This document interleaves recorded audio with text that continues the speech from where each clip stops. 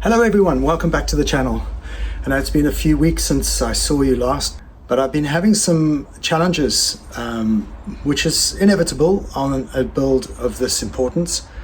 The plating has really stumped me. I haven't quite come across this before. It is so difficult to get the plating off that I've actually damaged a few very small, delicate parts. Plus, the engine is coming back in a few days' time. That has now been repaired, re-welded where I broke the bearing housing. Yep, and so that's come to a few £1,000s.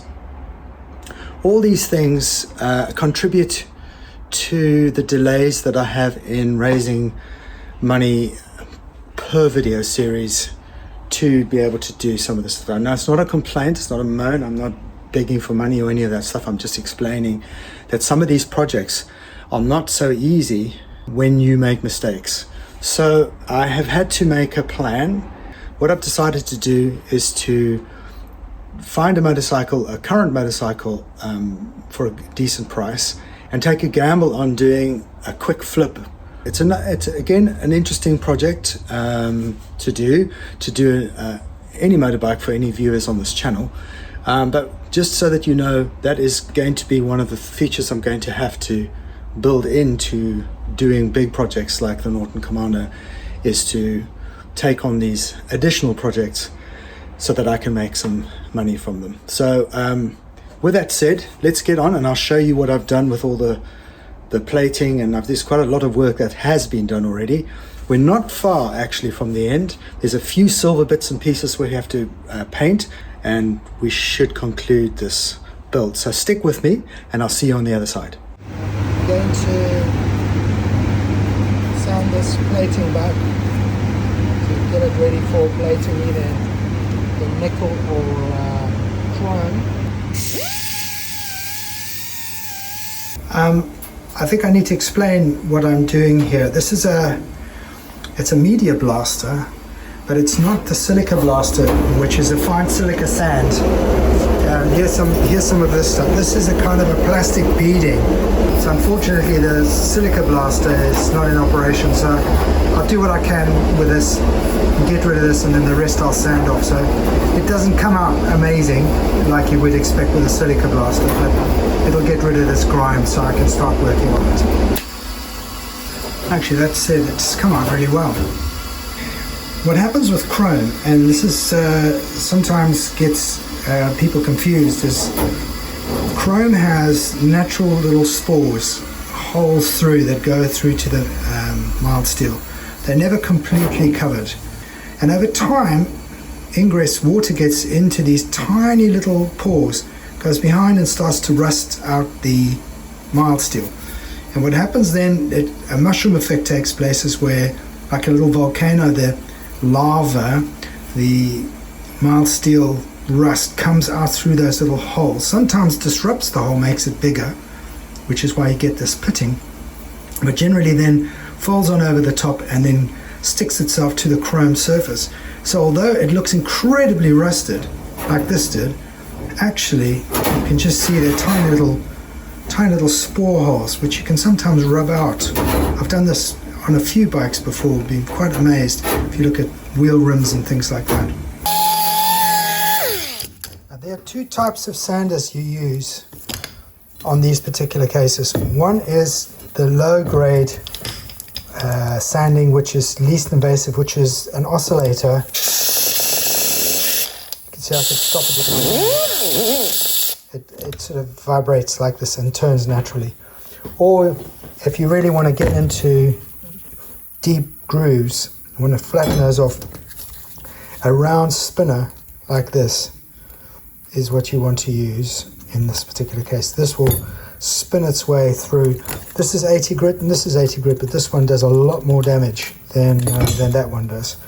So we start light first, and you'll see there's lots of pitting taking place there. So I'll try this one and I'll show it working. But I'm obviously working one-handed here today.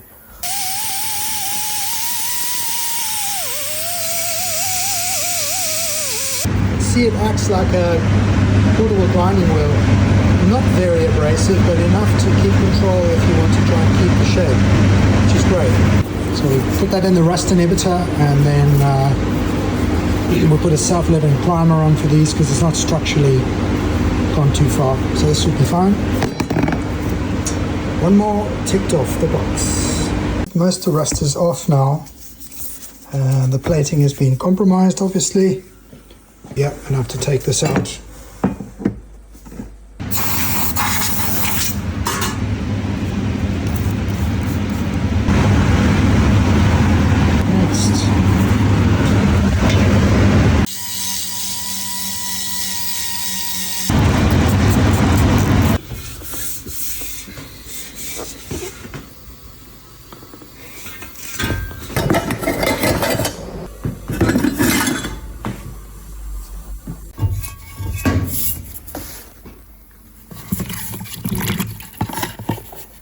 So I'm going to put 400 on here, and then I'm going to look for the deep scratches. So I can't really see them. So there we go. This one needs to be worked through.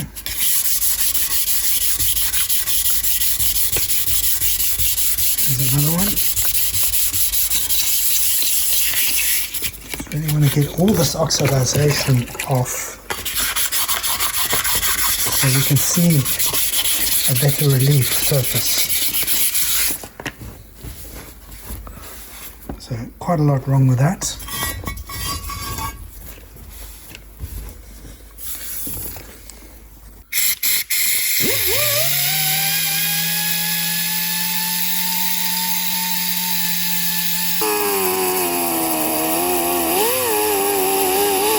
Now when you clean scratches off, there's no point in just sanding around them as if they stand proud. They're inside the surface. So if you grind in to get rid of the scratch, you're getting rid of material and you end up with these potholes.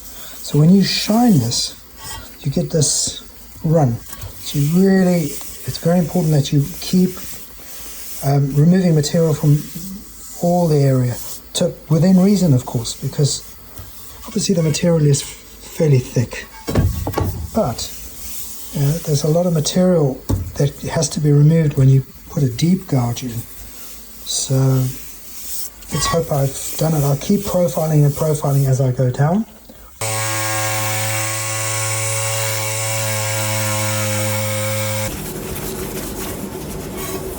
Right, let me get on to 1,000 and 1,200, and then we'll get polishing. It's now ready for buffing. There are, unfortunately, 4 little marks there. But the good news is that what tends to happen is when you shine them up so well, the reflections hide a lot of the blemishes. However, what the reflections don't do, in fact, they amplify any change of shape.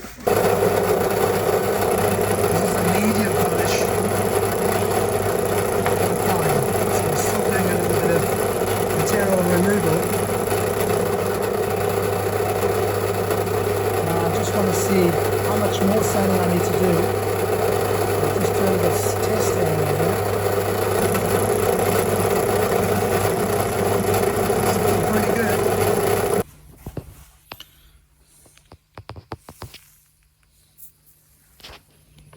So this is the first stage of the polish. This is a rough finish. There are still some scratches in there, so I need to do a bit more. Plus I need to use a Dremel polisher. Just going to go through all those little bits, but on the whole it really does look quite nice. You can see that there. I'm going to have to address that thing there. It's from that deep scratch. It's quite visible.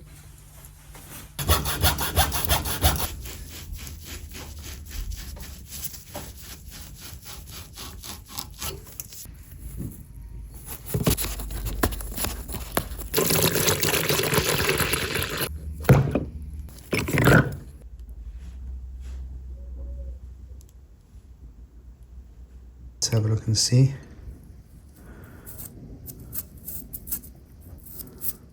Yeah, it's doing something.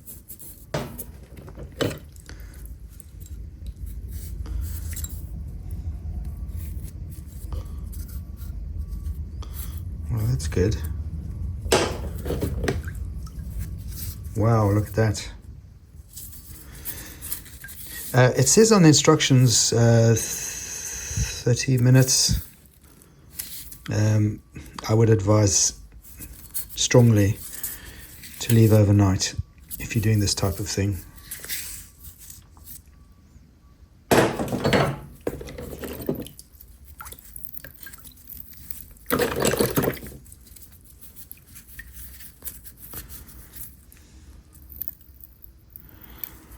It's a very gentle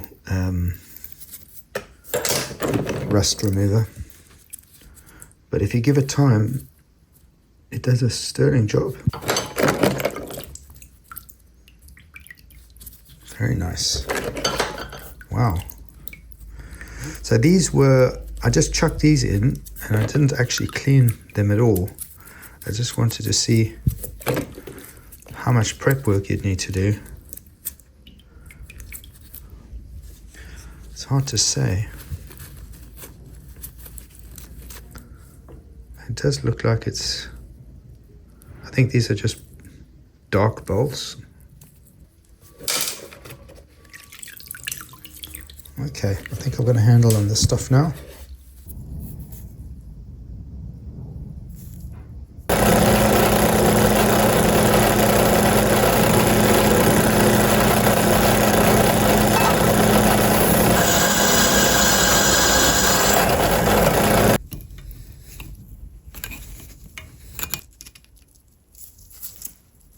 Okay, so there was no thread. Oh, okay. So this is on the Andover website. They sell the whole item. They don't, this peg is part of the mold. So, okay, so I'll just make one of these.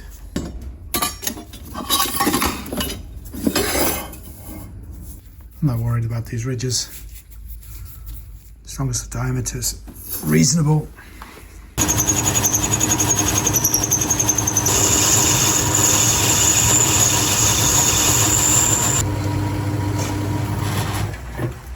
I want a press fit, I don't want it loose. Okay.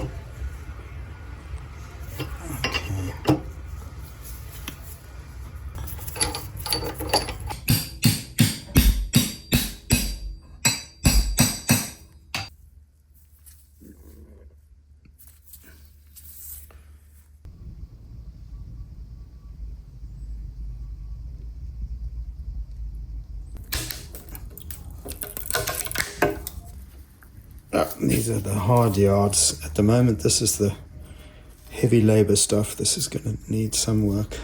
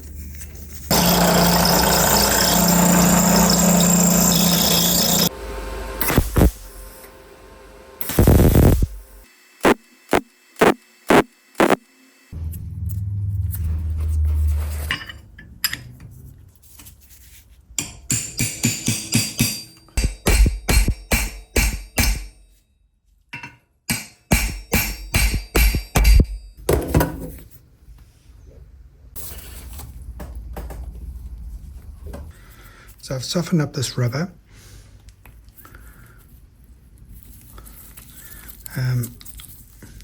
Basically this is meant to make contact with a little terminal on the inside and then shorts this off.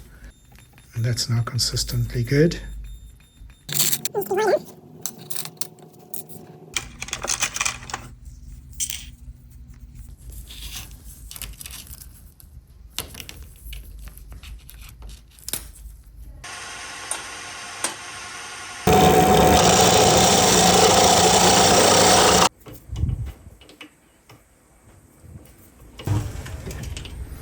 One more.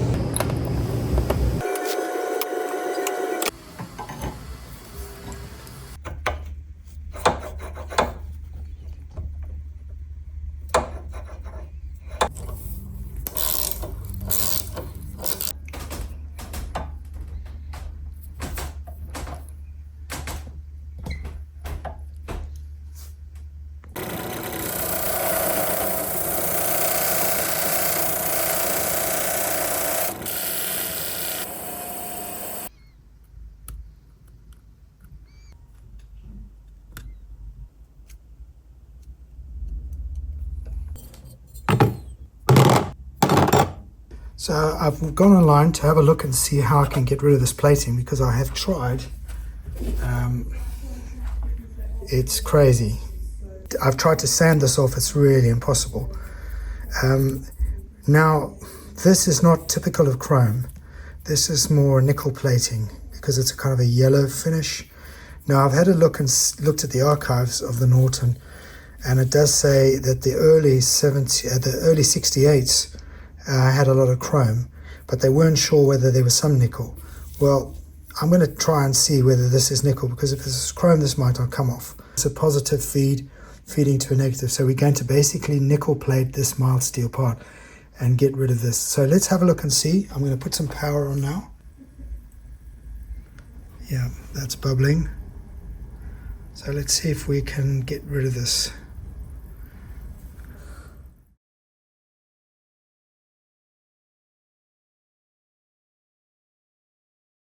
This is the latest on the plating issues. What's happened here is the plating, I've either left it in too long overnight and didn't see the underside of the chrome. The chrome, this was covered in chrome like that, but the etching got in underneath and has, well, it's pretty much destroyed this. Certainly made this rather unsafe. Luckily, there are parts available on the Andover site, so I need to just check and see that they're in stock to get this replaced. But that's a real shame. Yeah, I've learned the hard lessons on this bike so far, but this is what you get when you're trying to do this thing properly. And I don't want to leave a stone unturned. Unfortunately, I'm turning over stones I don't need to by doing this sort of thing, but I wouldn't have known otherwise. So yeah, I haven't ruined the project, but yeah, it's just made little things a little bit more complicated.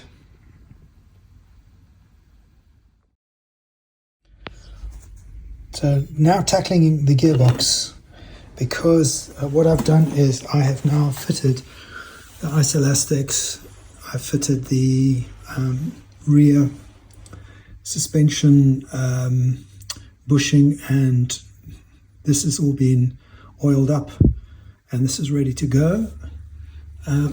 So the gearbox will go into there next. So it's a mechanical thing, and I know that there's some things that I haven't dealt with. For example, this has been a while, but I do believe that I have some broken teeth on one of these. Now there'll be some of you that will say, oh, look at those as a need to be replaced, but I don't do that until they need to be replaced or unless they don't function. The great thing about an engine is it lubricates itself in many regards. It cleans up faces that it works on, and the rest is left alone. So if it's structurally sound, then that'll stay as it is. Now I do remember, there we go, that one's broken. Right, so I've got to figure out what that is. Some of you will be screaming down the line saying, it's this. So we're going to get that ordered up.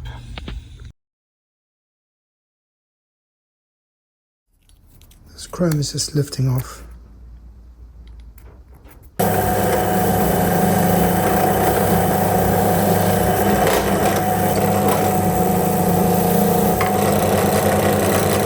need something harder than this. I'm going to try the poly wheel. They're quite aggressive, so I've got to be very careful.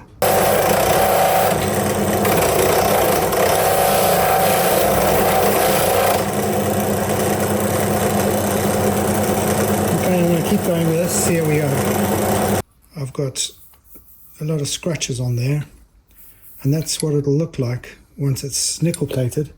Let's see if we can get it a bit nicer. I'm not worried about the roughness because that's what's original, but I just want to get rid of our brush marks.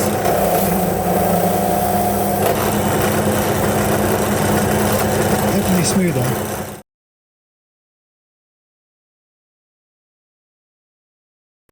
So I've just received the parts back for the engine, and you can see all the work that's been done on this engine. A substantial amount of work had to be done. Just the bill come to near just under 1,400, and then of course postage. Lots of things been done, and they've been very nice to deal with. Norval.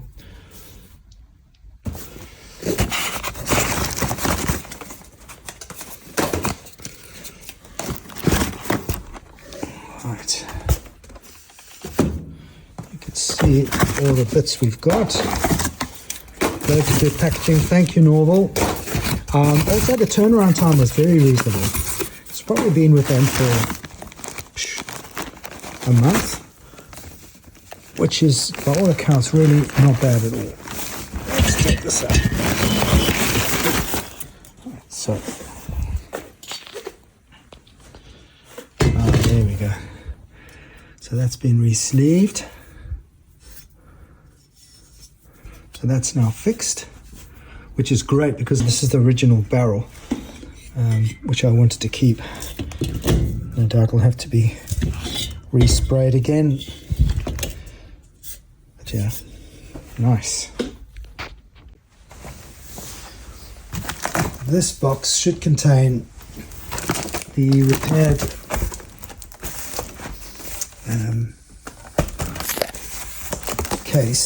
crankcase. Now, there's an interesting story to this.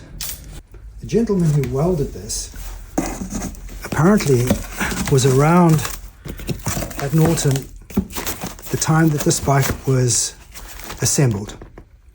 So whether he was part of the assembly team or not back in 1968, I don't know for sure, but he would have been familiar with this bike at some point in its life, which I find quite impressive, really. So here is the job. Gosh,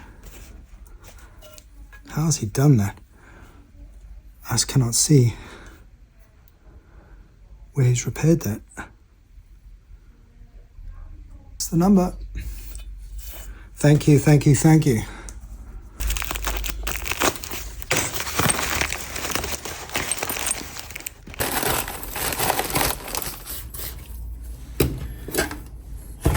So in this one, what they did was something I was going to do myself, was to take these nuts off and then clean the sludge trap inside here. But because I couldn't get to these, you need a special tool for the Norton kit. This was originally why I sent it back. I need to find, there were several other things that were scrutinized when the engine was there, and I think they were genuine, which is nice because it means the engine should run really well. Also, if you've got a Commando that's this old, one of the things that the gentleman told me about these Norton pistons was that they were only good for paperweights, even when they were brand new. There was just apparently a flaw in the design or something like that. You might correct me in the comments, so please do. Apparently these pistons were no good, and they make great paperweights.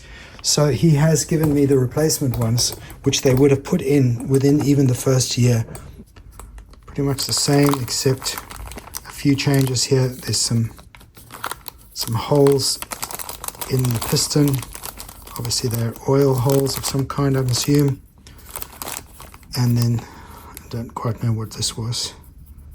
It's obviously some sort of compression flanging that took place on this old piston. But anyway, here we are, we got the new ones. These are not new, these are original. One is the original and the other one is a replacement, because believe it or not, someone had put in, yeah, this one was bent. Yeah, sometimes these more expensive enterprises that you find yourself going through with restoration is sometimes the cheapest in the long run. Because imagine if that was running and I was doing any performance riding with this bike and it popped on me again, that would have been disastrous. So we've hopefully eliminated that issue. I assume these are the rings, so I'm not going to take you through all that. I'm getting excited now, guys.